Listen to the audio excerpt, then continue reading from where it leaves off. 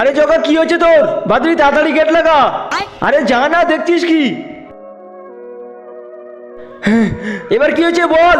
Sir আমাদের স্কুলে একটা নেকড়ে চলে এসছে। কি নেকড়ে? হ্যাঁ স্যার, আরো মানুষদের জ্যান্ত খেয়ে নিচ্ছে। হ্যাঁ তাহলে এবার কি করব? চলো স্যার আমরা লুকিয়ে পড়ি, নলে আমাদেরকেও খেয়ে নিবে। হ্যাঁ